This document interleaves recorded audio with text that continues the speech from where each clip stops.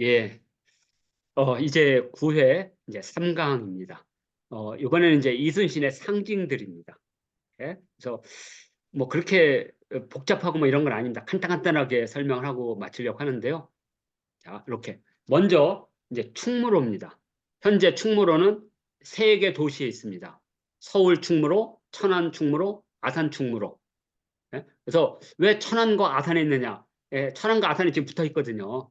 예, 그러다 보니까 서울에는 이제 여기 충무로가 있고, 그다음에 천안에도 여기 충무로 있죠. 충무로 세차장 보이죠? 뭐 충무로 이렇게. 그다음에 아산에도 충무로가 있습니다. 그러니까 충무로가 세 군데 있다 정도 이렇게 하시면 되고요. 아시면 되고요. 우리는 이제 어차피 이제 충무로니까 서울이니까 그래서 충무로에 이제 하고 그 충무로에 역이 생기니까 당연히 이제 충무로 역이 되겠고, 그다음에 이제 도시로서는 이제 충무시를 만들었습니다. 1955년도에. 그래서 1994년도까지 충무시였다가 그다가 90 몇 년도야? 5년도 1월 1일부로 통영군과 합해서 통영시가 됐습니다. 통영이란 것은 삼도수군 통제사가 있었던 시작, 그래서 통영입니다. 통제영이 있다. 통제영. 삼군 통제영이 있다. 그래서 통영입니다. 그러니까 어떻게 보면 통영이 더 오래된 지명이죠. 지명이. 예. 자, 그래서 두 번째는 이제 충무시가 있다. 충무김밥하고는 관련이 없는 거죠. 충무공하고는. 네. 자, 그리고 여기 빠져 있는데 제가 하다가 서울에 충무초등학교가 있습니다.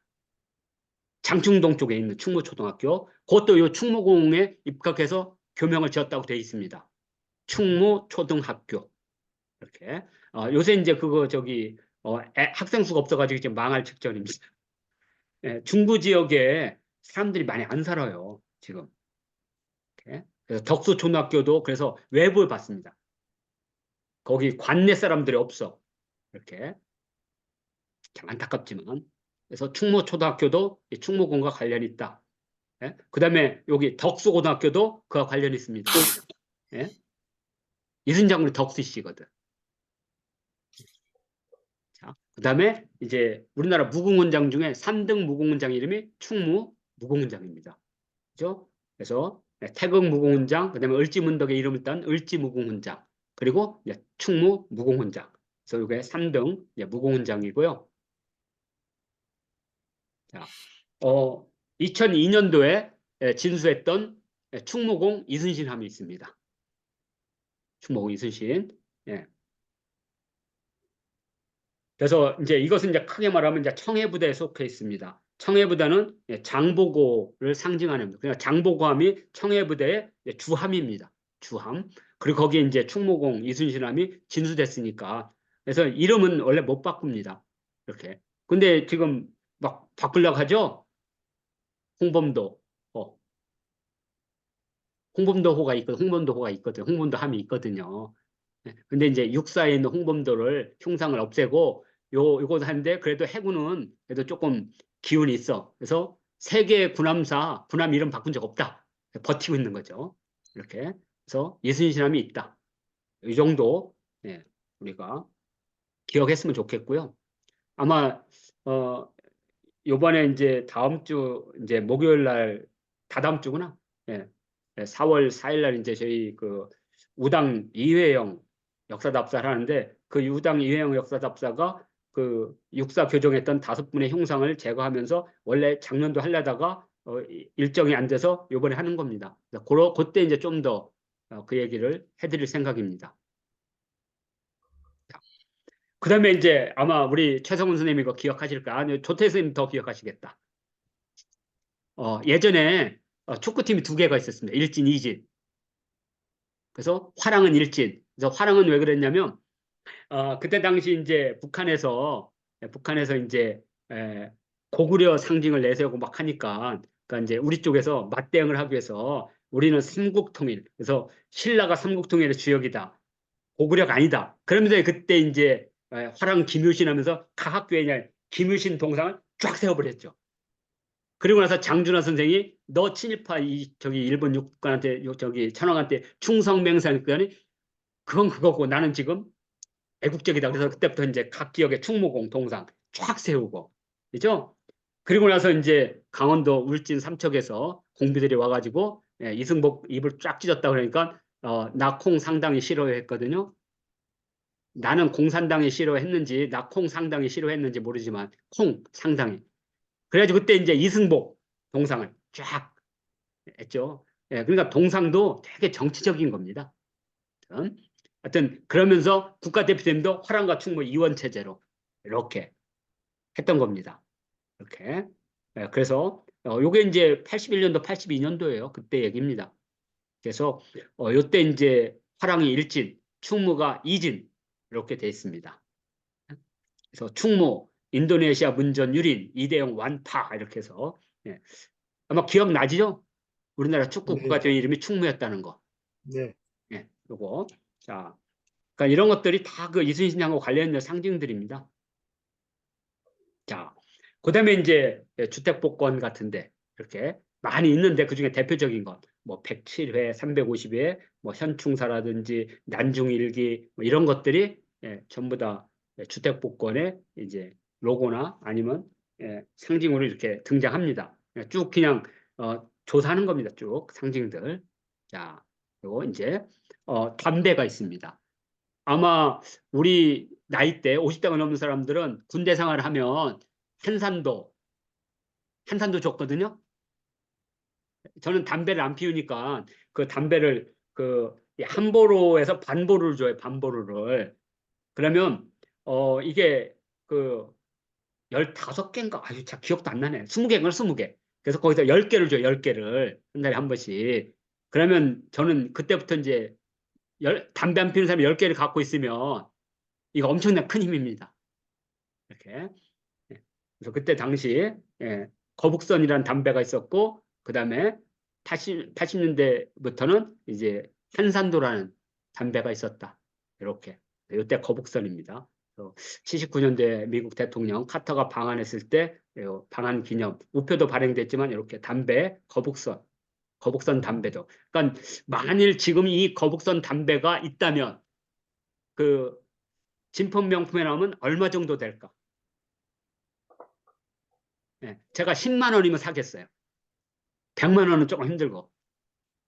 예?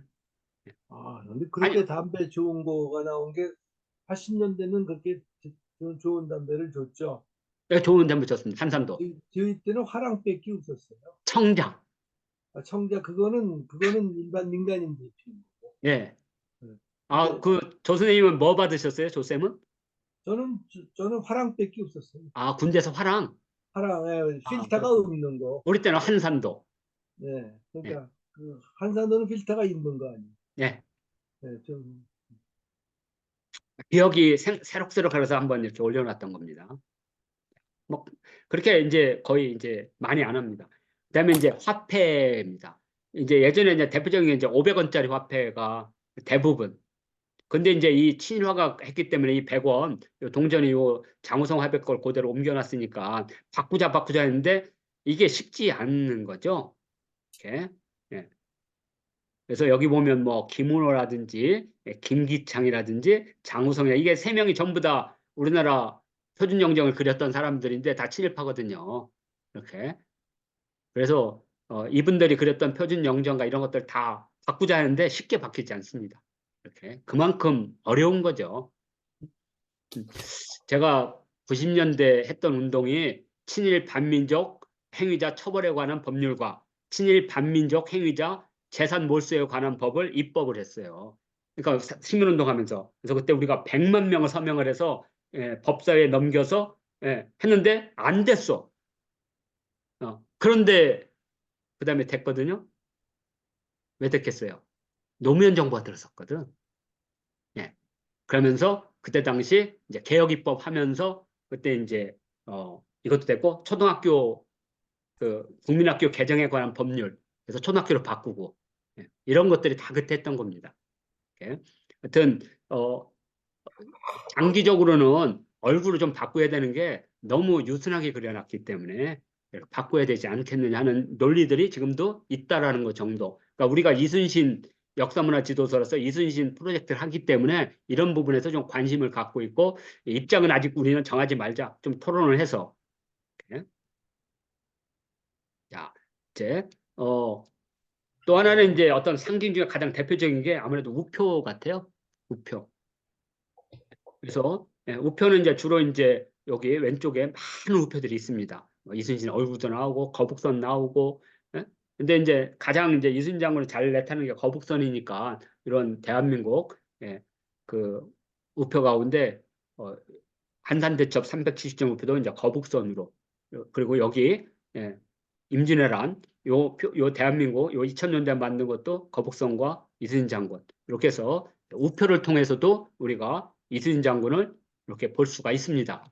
자, 이렇게 되면 이게 무슨 이게 우표를 누가 어떻게 만들어가는 그런 디테일한, 아니면 자세한 역사는 굳이 할 필요가 없습니다. 전체적으로 이순신 장군의 상징들이 이런 것들이 있다, 이렇게 하고, 이런 것들은 이제 이번 우리 단행본에 들어가는 건 아니니까 그냥 우리 선생님들이 이순신 역사문화 지도사로서 얼굴이라든지 기록이라든지 상징에 대한 이런 것들을 한번, 그리고 이제 다음 주가 뭐 역사 콘텐츠, 문화 콘텐츠 뭐 이런 거니까요.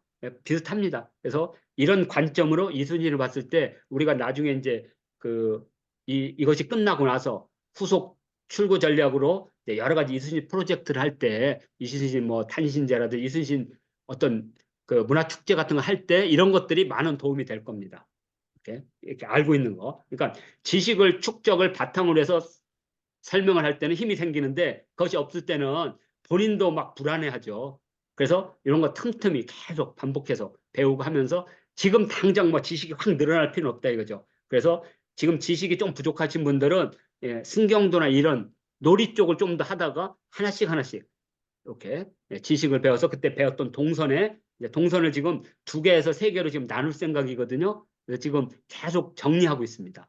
2개로는 조금 부족한 것 같고 4개는 너무 부족하고, 그래서 3개 정도가 적당한데, 이쪽 우리 이순신 생가 쪽 하나, 그다음에 종로 쪽 하나, 그다음에 저쪽 서대문 쪽, 그러니까 저기 군기시나 이쪽에 있었던 서울역 쪽, 이렇게 해서 지금 이렇게 일단 분리를 해서 좀 더 한 후에 우리가 한 9월 정도에 한번 우리 선생님들하고 시연 같은 걸 해볼까 이런 고민을 하고 있습니다. 그래서 이건 어느 정도 정리되면 다음 주에 이 부분은 다시 요 강좌에서 세 번이 끝나고 나서 부록으로, 오늘도 이제 부록 해야 되거든요. 그래서 이 부분에서 설명하기로 하고, 오늘 24강은 이걸로 마치도록 하겠습니다.